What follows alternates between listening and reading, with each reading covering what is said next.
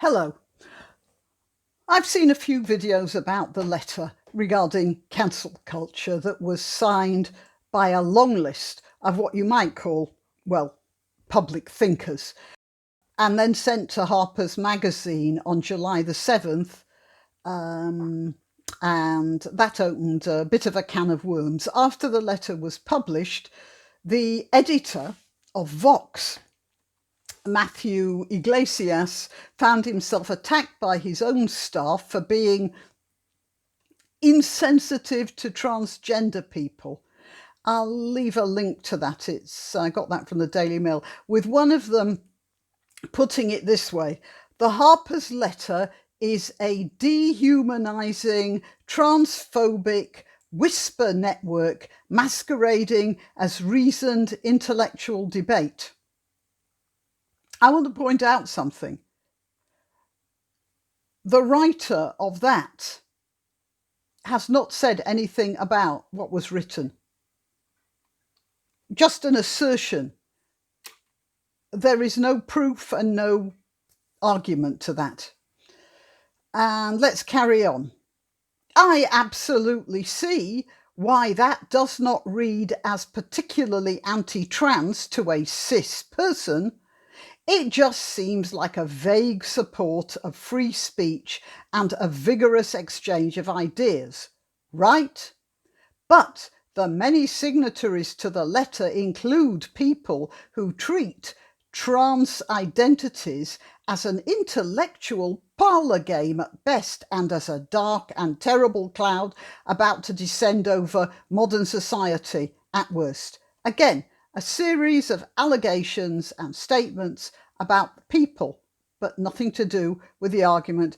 And the writer does say that the letter appears to be innocuous enough. Within that context, the shit they're talking about me feeling I got reading the letter became an ambulance siren once I read the list of people who signed it. Well, if I were marking that as an essay, I'd say, you can't say a shit they're talking about me feeling becoming an ambulance siren. That's a sign of a sloppy mind.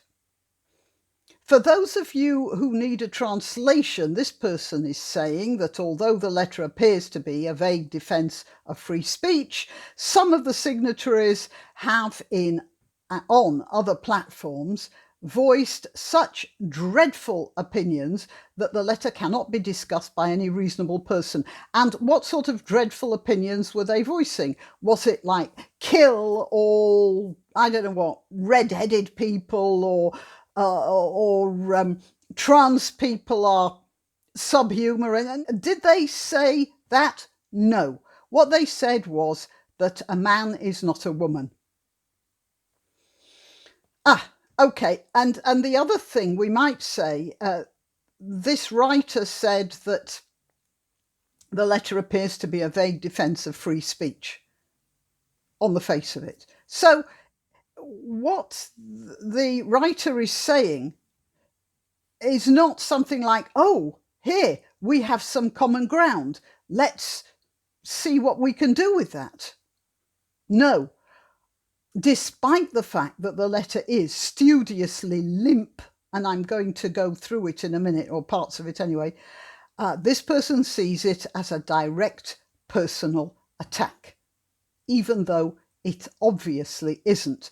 Others have derided the signatories as thin-skinned, and again, according to the Daily Mail, the letter prompted a backlash online as many critics pointed out that it was calling for tolerance even when a person's views are perceived by many as intolerant of others. So, what they're saying is it's calling for tolerance, but they think the other people are not being tolerant. And so this call for tolerance isn't something you can say, all right, you're calling for tolerance, let's discuss this. What they're doing is saying, you're calling for tolerance, I am asserting that you're intolerant, da-da-da-da-da-da, I can't hear you. Now, as for the letter itself, I haven't been able to discover who actually wrote it or who came up with the original framework, but I'm assuming that J.K. Rowling had a hand in it, and possibly a bit more than that. She certainly had enough editorial control, for instance, to send it to The Spectator as well. But if anyone knows different, please make a comment. And I think most people believe it is Rowling's work, or mostly her work. And because she said that a trans woman, that is, a person in a dress, who has all the kit you normally associate with a male mammal, is not a woman. And because of that, the entire letter is in the bin, together with the sentiments. To date, what I know of is that 2 of the signatories have just sort of withdrawn from the letter. They've de-signed it, saying they didn't know Rowling was one of the participants. Kerry Greenidge, described as a historian, told her Twitter followers, "I do not endorse this Harper's letter. I'm in contact with Harper's about a retraction," while author Jennifer Finney Boylan tweeted, "I did not know who else had signed that letter. I did know Chomsky, Steinem and Atwood were in, and I thought, good company. The consequences are mine to bear. I am so sorry." Now, you know what? The reason they can't accept this letter has very little to do with J.K. Rowling, and it has everything to do with free speech. The sort of people who de-signed themselves, as well as the others who are kicking at such a fuss about it, are the sort who cannot accept free speech and who are in a position which is logically untenable, and so they know they can't allow serious discussion. But the thing I wanted to discuss here is the letter itself, because it's as fine an example of crocodile feeding as I have ever seen.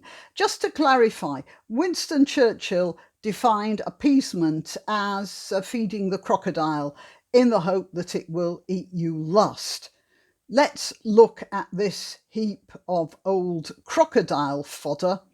I don't expect to go through the whole thing, but I'll pick a few choice examples. It starts bravely enough.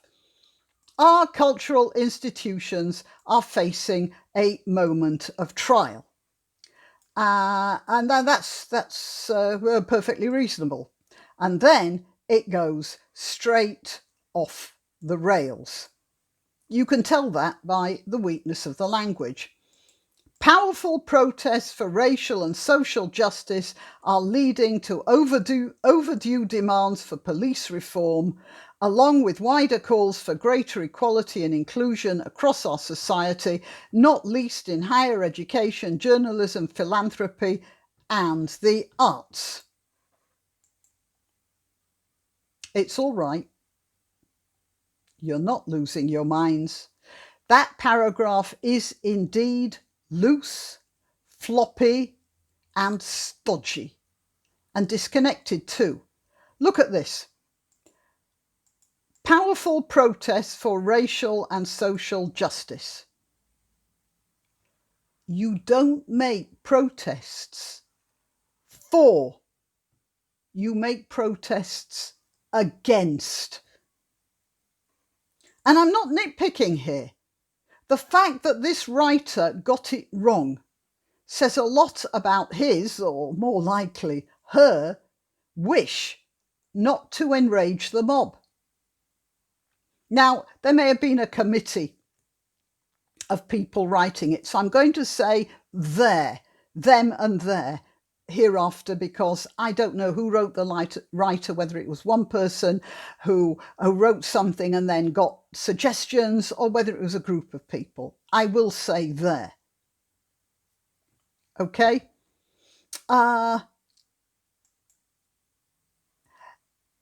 You've got to understand, when you're dealing with a mob, soothing them doesn't work.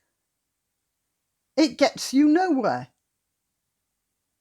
And in this, powerful protests for racial and social justice, which sort of implies, well, they're sort of all right, but they're just maybe getting a little carried away, perhaps. But if you can see a problem with that sentence, let's just look at the next. But this needed reckoning has also intensified a new set of moral attitudes and political commitments that tend to weaken our norms of open debate and toleration of differences in favour of conformity. As we applaud the first development, we also raise our voices against the second.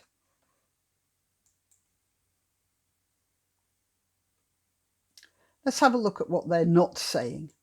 But this needed reckoning has also intensified a new set of moral attitudes and political that tend to weaken our norms of open debate. Now, why is that word tend there? It's absolutely unnecessary. What they are saying is that moral attitudes and political commitments tend to weaken our norms of open debate. No, they actually do weaken. Why are they weakening their own statement with that word tend? Well, what they're doing is they're resorting to verbiage, hiding themselves under a sort of camouflage net of and branches of words. And by the time you've got to the end here, where is the end? The second. Do you remember what the first development is? Or indeed the second? No, of course you don't. All of this stuff is just, it's like dropping a rock into a mud puddle. You know, it just goes in, it goes gloop, and all you've got left is a bubble.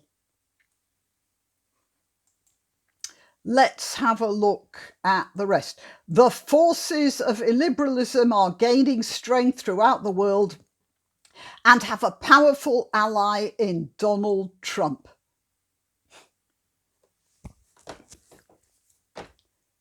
Donald Trump is just about the only person who is not shutting people down. Where is Donald Trump tweeting that people should shut up? He's saying nothing. Donald Trump, those words mean nothing. All they do is they are crocodile food to these people. They think, well, we'll throw Donald Trump at them and they'll snap at that and they'll leave us alone.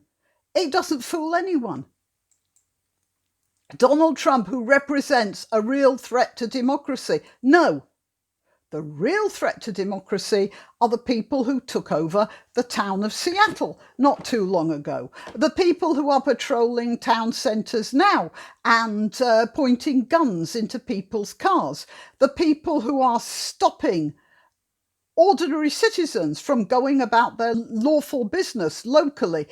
That is a threat to democracy. The mayors who are not enforcing the law. The police organisations who are withdrawing and letting the mob rule. Mob rule is by definition not democracy.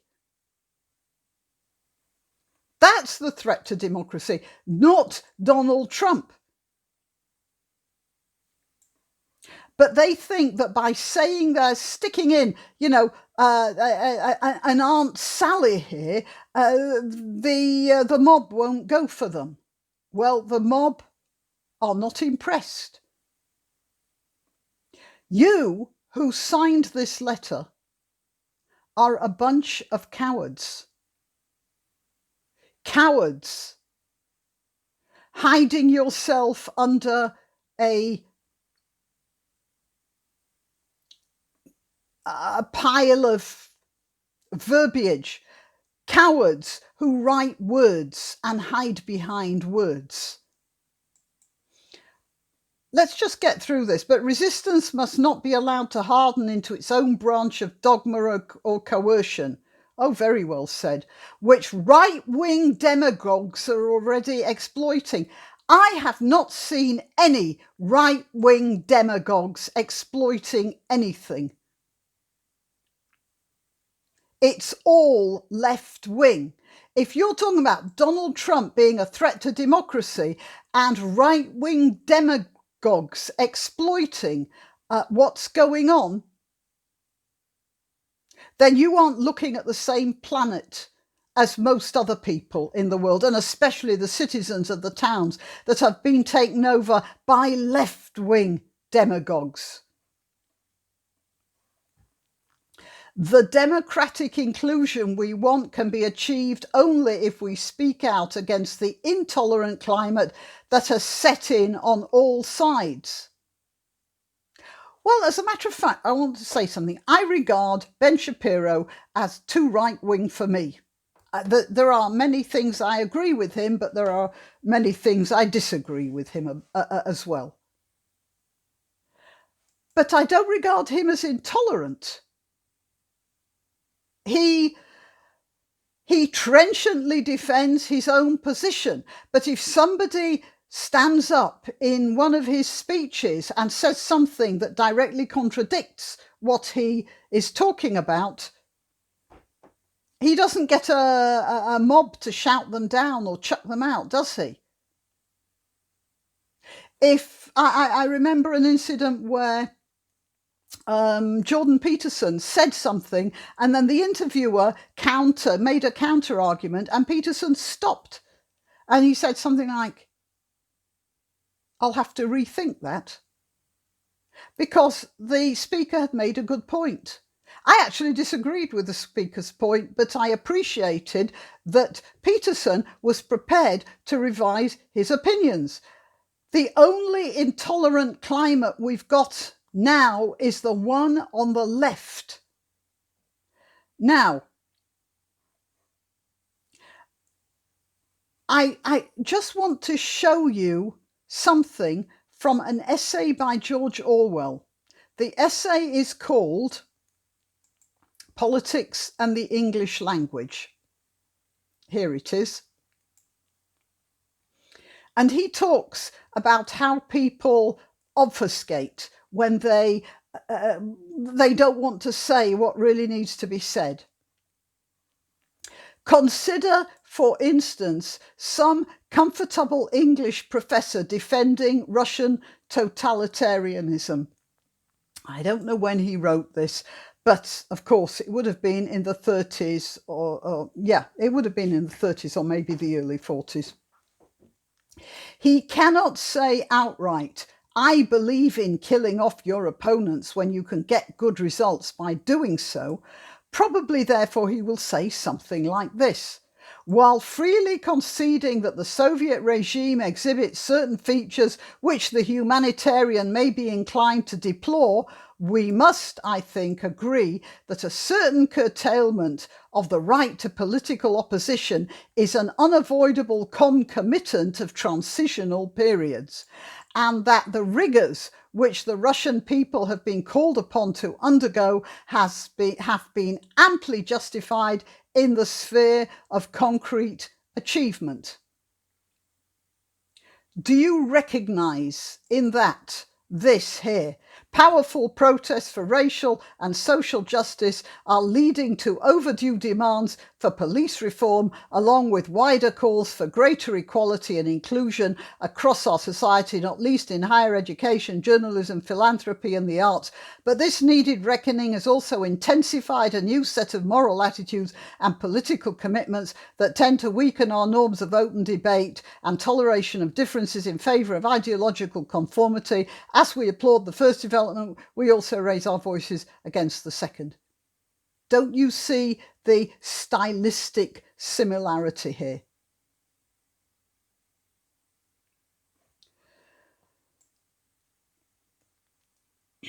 All right, well, here we are. The free exchange of information and ideas, the lifeblood of liberal society, is daily becoming more constricted. And who's doing it, the left or the right? Well, they say the right. While we have come to expect this on the radical right, where is this radical right? The last time I saw the radical right, there was a bunch of men carrying tiki torches in Charlottesville, and one idiot who killed somebody driving a car into a crowd, which was pretty bad. I'm not saying it was good, but that was it. Since then, it's not, I haven't seen riots or running fights or anything. It's only been Antifa and Black Lives Matter. They are not the radical right. While we have come to expect this on the radical right, censoriousness is also spreading more widely in our culture. Yeah, it's coming from the left. Why do you not mention the left? Why are you constantly talking about the right? Because you are cowards. And you dare not speak the truth. An intolerance of opposing views, a vogue for public shaming and ostracism, and the tendency to dissolve complex policy issues in a blinding moral certainty. We uphold the value of robust and even caustic counterspeak from all quarters. I do not see anything robust about this letter.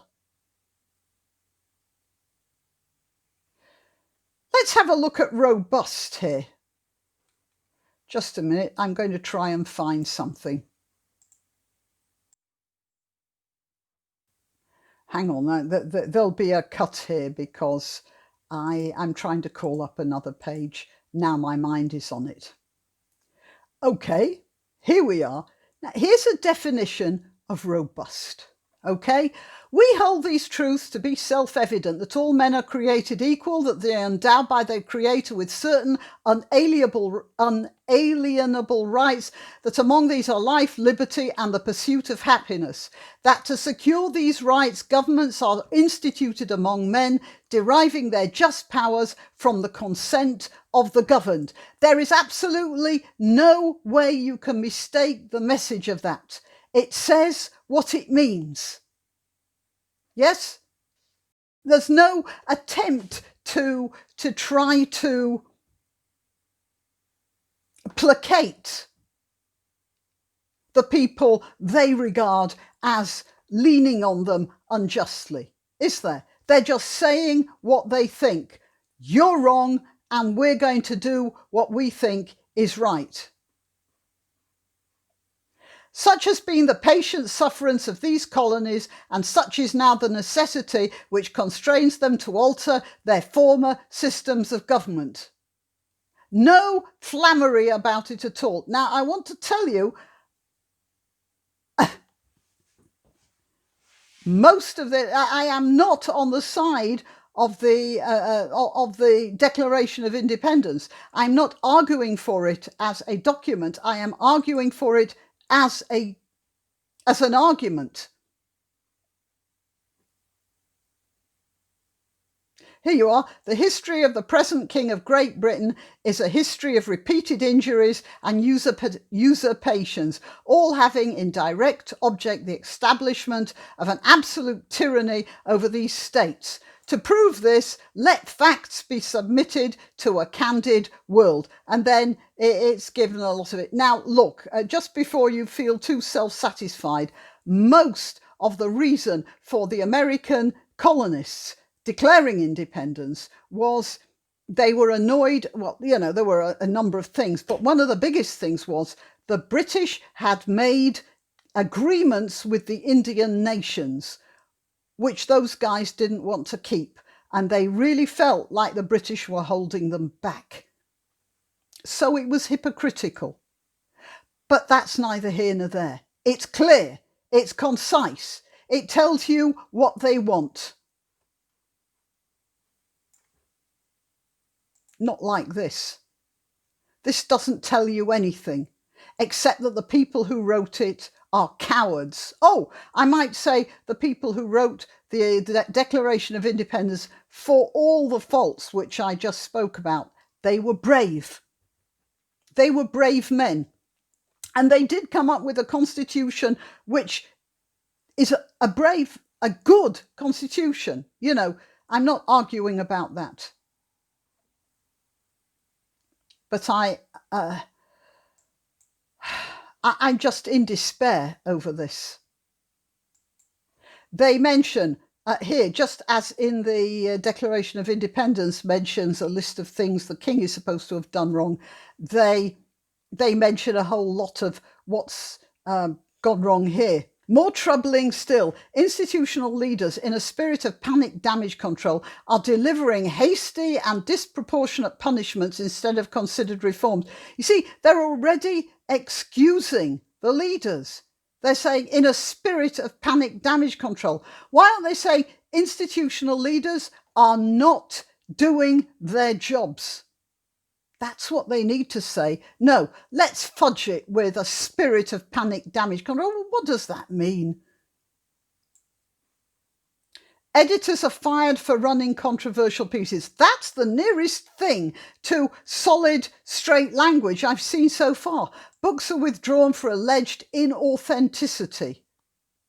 Journalists are barred from writing on certain topics. Professors are investigated for quoting works of literature in class. At last, whoever wrote this is finally getting to the what they're supposed to be saying, etc., etc., etc. Whatever the arguments around each particular incident, the result has been to steadily narrow the boundaries of what can be said without the threat of reprisal. We're already paying the price in greater risk aversion. So down here, there is actually some reasonable words. But before you get to them, you go through this. Soothe, soothe, soothe. We're not really arguing with you. You're really good guys. And it's all Donald Trump's fault. And now, having said that, we can get on to talking about what's going wrong. Well, that bit at the beginning just shows what cowards you are. No, you should have started with this. You should have started down here. You should have blamed who really is to blame. The left, the Marxists. I mean, they are Marxists. Black Lives Matter is run by people who say, we're Marxists. Trained Marxists, they call themselves. And because you did it this way round, not only did the crocodile turn round and eat you, but you didn't get your message across to people like me, because I can see here not people concerned about free speech, but a bunch of soggy cowards. I have no respect whatsoever for any of the people who wrote this letter. And maybe the ones who signed it, you could say they got the letter and they thought, well, it's not much good, but it's the best we can do and I'll sign it. But I'm not so sure they should have signed it either, because it's not honest. It says we want to do something and then it starts blaming the wrong people. It reminds sort of, I'll just finish up with a quick rundown of a Hungarian joke, which was that there is a policeman on his beat and he sees a man under a streetlight, sort of looking disconsolate and walking around with his head down. And the policeman goes and he comes round and there's the man still there under the streetlight, still walking around like that. And the policeman goes on, comes round. Third time, the man's still there. The policeman goes over and says, what's the problem? And the man says, oh, I dropped my car keys. Oh, said the policeman, I'll help you look for them. Did you drop them here? And the man said, no, I dropped them over there next to my car. You know, the car was right on the other side of the car park. And the policeman says, so why are you looking here? And the man said, don't be silly. There's more light here. Why don't you treat yourself or a favoured relative or friend to these magnificent examples of promotional merchandising? The Grannyopteryx t-shirt or the Granbo mug, which comes in 2 flavours, with a firearm or the more deadly knitting needles. And whatever platform you're watching this on, please click like, subscribe and share.